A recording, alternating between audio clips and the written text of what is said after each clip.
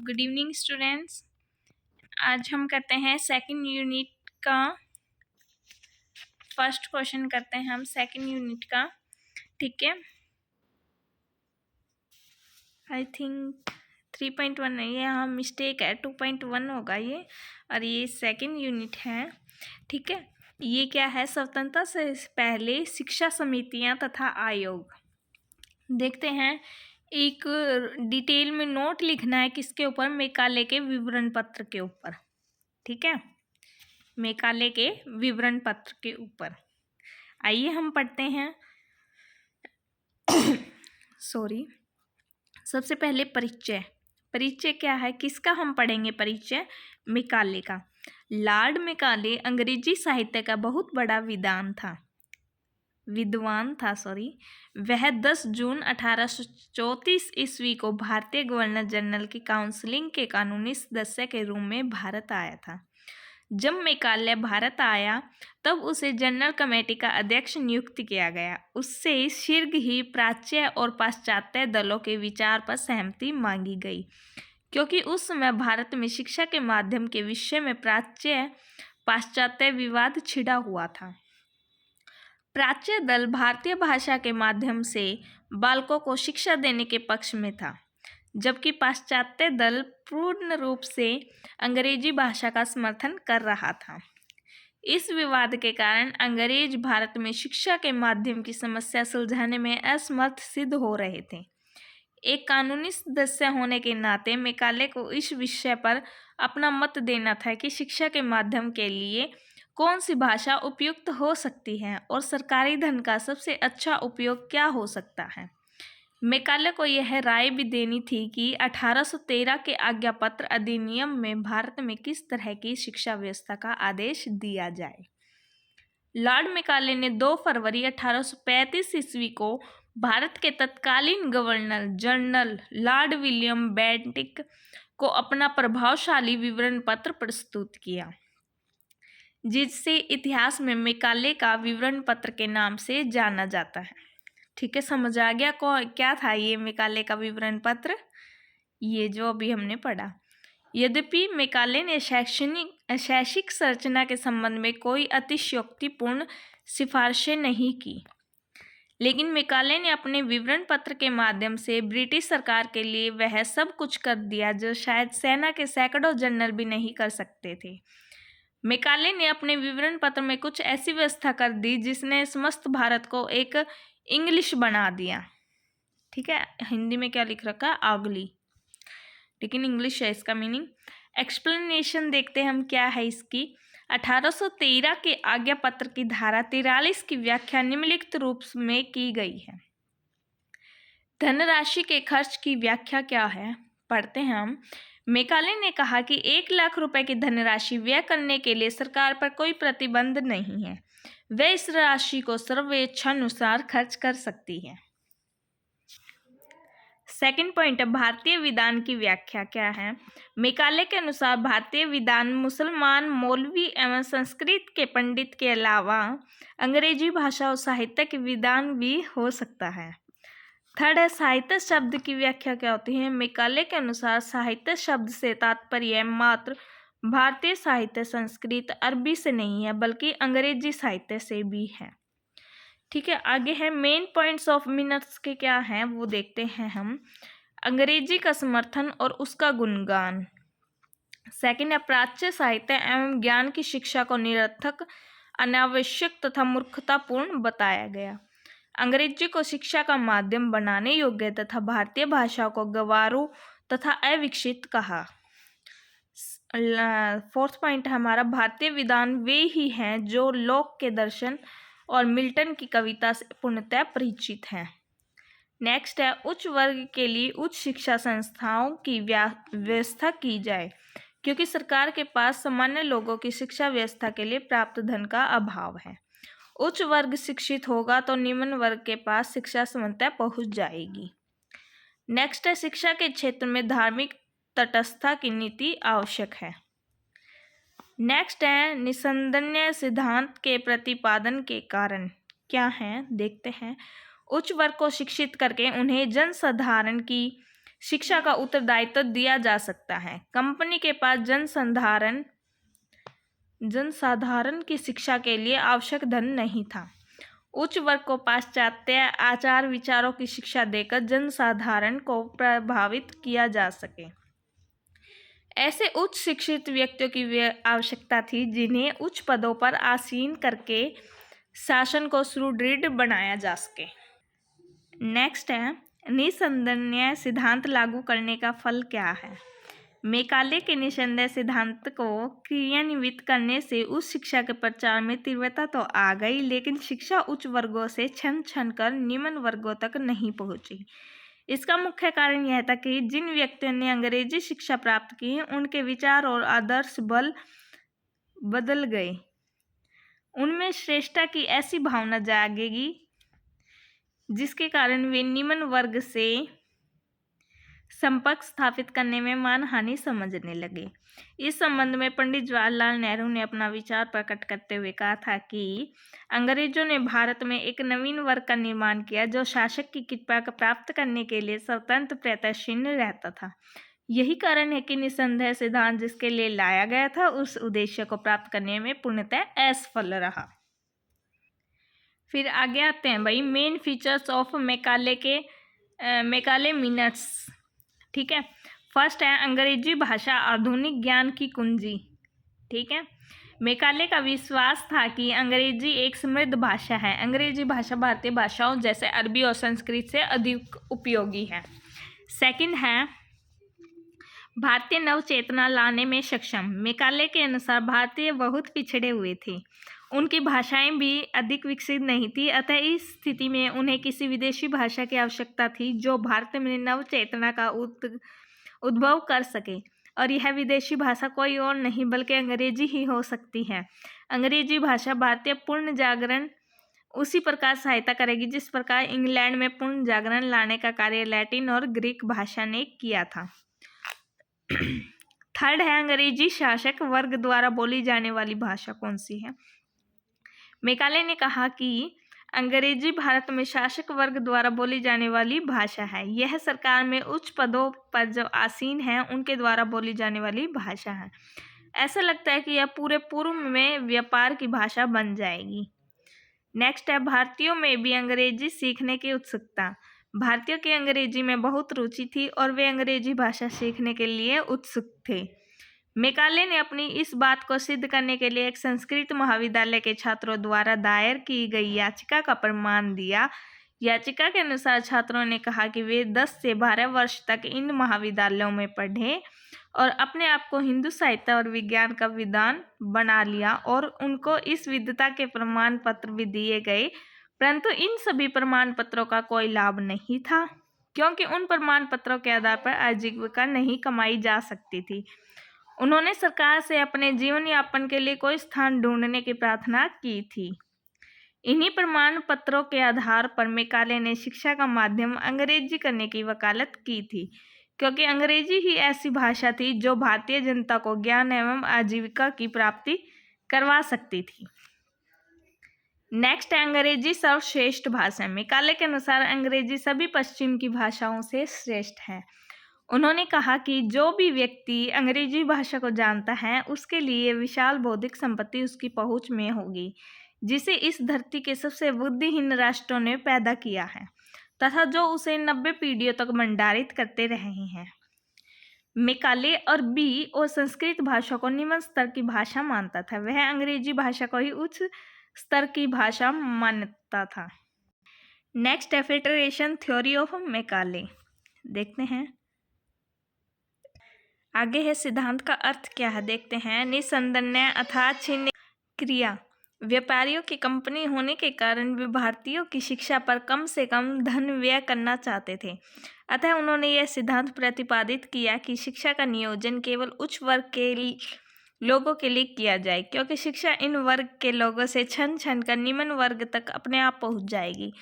इस सिद्धांत के अर्थ को स्पष्ट करते हुए अर्थर मेहतू ने कहा कि शिक्षा ऊपर से प्रवेश करके जनसाधारण तक पहुंचती थी। लाभप्रद ज्ञान भारत के सर्वोच्च वर्गों में बूंद बूंद करके नीचे टपकता था। सिद्धांत के समर्थक क्या है? कौन थे समर्थक? देखते हैं। ईसाई मिशनरी, मुंबई के गवर्नर की काउंसिल का सदस्य, फ्रांसिस वाल्डन कंपनी के संचालक और मैकाले निस्संदेह सिद्धांत के प्रमुख समर्थक थे। पॉइंट देखते हैं अभी इसके। ईसाई मिशनरियों का विचार था कि यदि उच्च वर्ग के भारतीय हिंदुओं को अंग्रेजी शिक्षा देकर ईसाई धर्म अवलंबी बनाया जाए तो निम्न वर्गों के व्यक्ति उनके उदाहरण से प्रभावित होकर स्वयं ही ईसाई धर्म में दीक्षित हो जाएंगे। नेक्स्ट है, फ्रांसीसी वार्ड ने 23 दिसंबर 1823 ईस्वी के अपने विवरण पत्र में यह विचार व्यक्त किया, बहुत से व्यक्तियों को थोड़ा सा ज्ञान देने की बजाय थोड़े से व्यक्तियों को बहुत सा ज्ञान देना अधिक उत्तम और निरापद है। नेक्स्ट है, कंपनी के संचालकों ने 29 सितंबर 1830 को अपने आदेश पत्र में मद्रास के गवर्नर को यह परामर्श दिया कि शिक्षा की प्रगति उसी समय हो जाती है जब उच्च वर्ग के उन व्यक्तियों को शिक्षा दी जाए जिसके पास अवकाश है और जिनका अपने देश के नागरिकों पर प्रभाव है। नेक्स्ट है, मैकाले ने 1835 के विवरण पत्र में निस्संदेह सिद्धांत का समर्थन करते हुए कहा कि हमें इस समय ऐसे वर्ग का निर्माण करने का पूरा प्रयास करना चाहिए जो हमारे और उन लोगों के बीच में दुष्भाषिया का काम करे जिन पर हम शासन करते हैं। अच्छा जी, नेक्स्ट पॉइंट है, ऑकलैंड द्वारा सिद्धांत की स्वीकृति।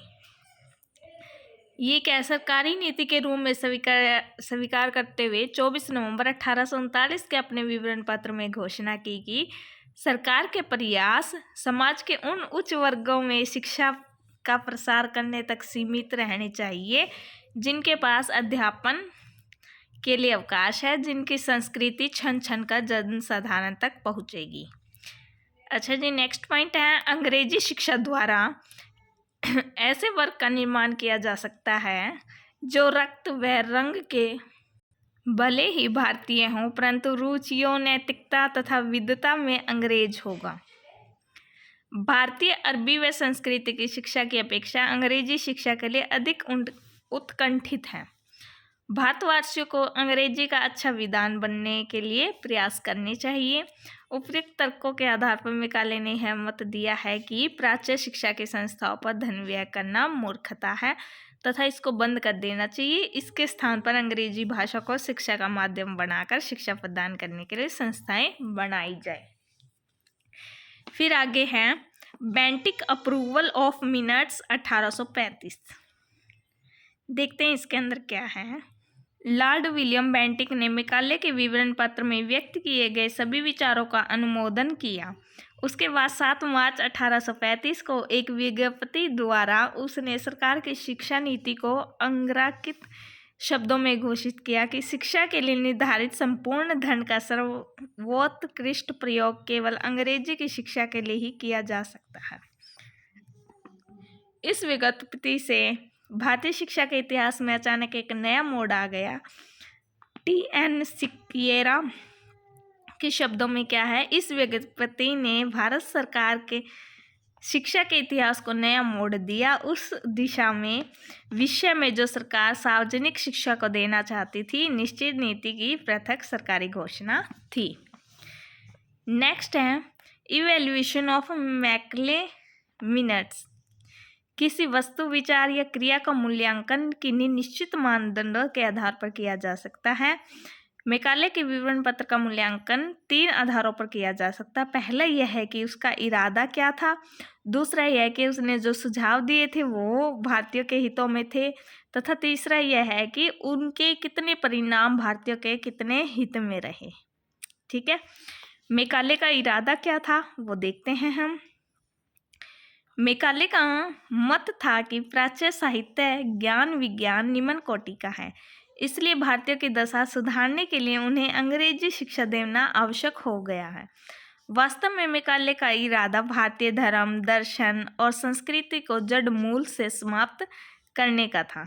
उसने बंगाल से अपने पिता को लिखे पत्र में स्वयं लिखा था, यह मेरा दृढ़ विश्वास है यदि हमारी शिक्षा योजना को लागू किया जाता है तो 30 वर्ष बाद बंगाल के उच्च वर्ग में कोई भी मूर्ति उपासक शेष नहीं बचेगा।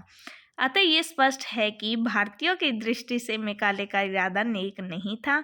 वह भारतीय धर्म, दर्शन, संस्कृति को नष्ट करना चाहता था तथा उनके स्थान पर पाश्चात्य संस्कृति, धर्म और दर्शन का विकास करना चाहता था। साथ ही अपने देश के शासन को सुदृढ़ करना चाहता था। फिर आगे देखो बच्चों, merits of Macaulay minutes. Merits क्या क्या होती हैं इसकी? फर्स्ट पॉइंट है हमारा प्राच्य पाश्चात्य विवाद के विषय में तर्कपूर्ण निर्णय। मैकाले ने बहुत ही अच्छी तरह से प्राच्य पाश्चात्य विवाद को हल किया था। हालांकि उसने पाश्चात्यवादियों का समर्थन पक्षपातपूर्ण ढंग से किया था। नेक्स्ट है प्रगतिशील शिक्षा की वकालत। आरंभ में भारत में जो शिक्षा चल रही थी वह रूढ़िवादी तथा प्राचीन साहित्य प्रधान थी। मैकाले ने उसे आधुनिक ज्ञान विज्ञान प्रदान तथा प्रगतिशील बनाने पर बल दिया था। नेक्स्ट है पाश्चात्य भाषा, साहित्य और ज्ञान विज्ञान की वकालत। ज्ञान अपने आप में प्रकाश है तथा अमृत के समान है। यह कहीं से भी प्राप्त हो उसे स्वीकार करना चाहिए। मैकाले ने पाश्चात्य ज्ञान विज्ञान की भारतीयों को परिचित कराने पर बल दिया। यह उसके विवरण पत्र की एक बहुत अच्छी बात थी। नेक्स्ट है शिक्षा के क्षेत्र में धार्मिक तटस्थता की नीति। मैकाले के समय हिंदू पाठशालाओं में हिंदू धर्म, मुस्लिम मकतब तथा मदरसों में इस्लाम धर्म और ईसाई मिशनरियों के स्कूलों में ईसाई धर्म की शिक्षा अनिवार्य रूप से दी जाती थी। मैकाले ने सरकार द्वारा अनुदान प्राप्त स्कूलों में किसी भी धर्म की शिक्षा न दिए जाने की सिफारिश की। भारतीय संबंध में यह उसका अति उत्तम सुझाव था। ठीक है। नेक्स्ट है demerits of Macaulay minutes. Demerits क्या क्या है वो देखते हैं। 1813 के आज्ञा पत्र की धारा 43 की व्याख्या पक्षपातपूर्ण क्या थी वो आप पढ़ लीजिए। इसमें से देखो स्क्रीनशॉट भी ले सकते हो आप और इसके अंदर आप खुद पढ़ लीजिए। मैं एक बार पॉइंट पॉइंट पढ़ा देती हूँ आपको। प्राच्य साहित्य एवं संस्कृति की आलोचना देशपूर्ण, अंग्रेजी को शिक्षा का माध्यम बनाए जाने का सुझाव पक्षपातपूर्ण। स्क्रीनशॉट ले लो बच्चों साथ में। केवल उच्च वर्ग के लिए उच्च शिक्षा की व्यवस्था का सुझाव अनुचित, निसंदेह की पुष्टि अनुचित। ठीक है, ये 5 पॉइंट है। उसके बाद देखो मैकाले के विवरण पत्र के प्रभावों को हम 2 रूपों में देख सकते हैं। कौन कौन से 2 रूप है बच्चों? तत्कालीन प्रभाव और दीर्घकालीन प्रभाव। तत्कालीन प्रभावों में देखते हैं क्या है। फर्स्ट पॉइंट है शिक्षा नीति की घोषणा। मैकाले ने 1813 के आज्ञा पत्र की धारा 43 की व्याख्या इतने तर्कपूर्ण ढंग से की, तत्कालीन governor general Lord William Bentinck उससे सहमत हुआ और उसने अंग्रेजी माध्यम की यूरोपीय ज्ञान विज्ञान प्रधान शिक्षा नीति की घोषणा कर दी। इसके बाद जितनी भी शिक्षा नीति बनी वे इसी आधार पर बनी। अच्छा, नेक्स्ट पॉइंट है इसमें अंग्रेजी भाषा राजकाज की भाषा घोषित। 1837 में तत्कालीन गवर्नर जनरल लॉर्ड ऑकलैंड ने फारसी के स्थान पर अंग्रेजी को राजकाज की भाषा घोषित किया।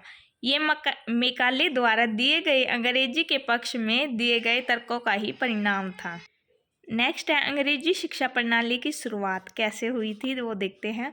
शिक्षा नीति की घोषणा के पश्चात अंग्रेजी माध्यम के उच्च शिक्षा के स्कूल कॉलेज खोले गए तथा इनकी नींव इतनी सुदृढ़ रखी गई कि हमारे देश में इस शिक्षा प्रणाली का विकास बहुत तेजी से हुआ तथा हमारी आज की शिक्षा भी इसी मूल रूप पर आधारित है। सरकारी नौकरियों के लिए अंग्रेजी की अनिवार्यता।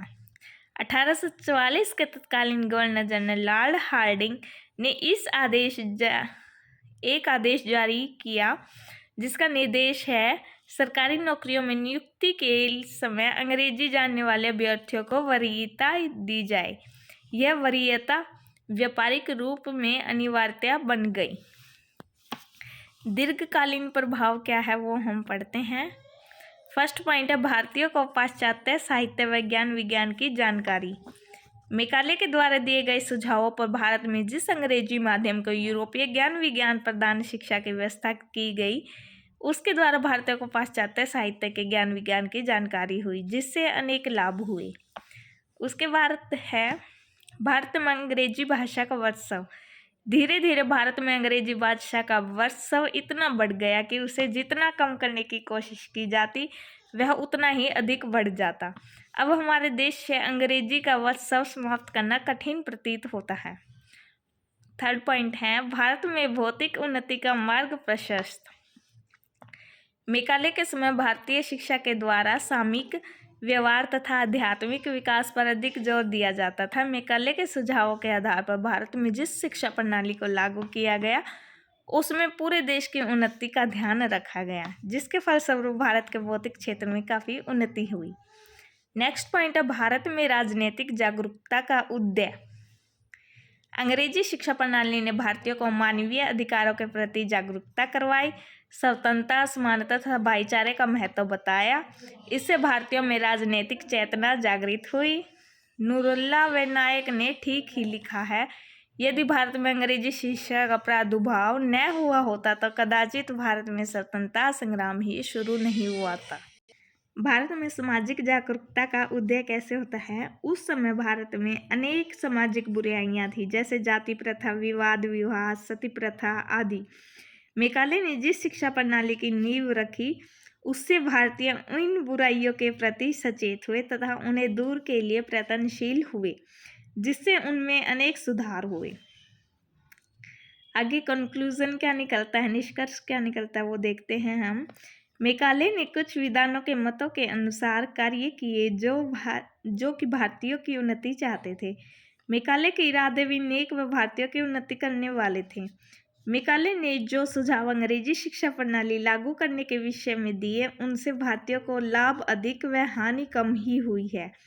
मैकाले द्वारा दिए गए सुझावों के कारण ही हमारे देश के रूढ़िवादी शिक्षा के स्थान पर प्रगतिशील शिक्षा की शुरुआत हुई, जिसके कारण देश में भौतिक तरक्की हुई, सामाजिक सुधार हुए, राष्ट्रीय चेतना जागृत हुई, स्वतंत्रता संग्राम छिड़ा तथा हम स्वतंत्र हुए। आज हमने कृषि क्षेत्र व दूरसंचार क्षेत्र एवं अंतरिक्ष तकनीकों में जो उल्लेखनीय उपलब्धियां प्राप्त की हैं, ये सब अंग्रेजी शिक्षा प्रणाली के ही परिणाम हैं। आज हम इसी भाषा के माध्यम से देश विदेश में उच्च शिक्षा प्राप्त कर रहे हैं, विशेषकर विज्ञान और तकनीक की शिक्षा। इसी भाषा के माध्यम से हम विदेशों में अच्छी नौकरियां प्राप्त कर रहे हैं।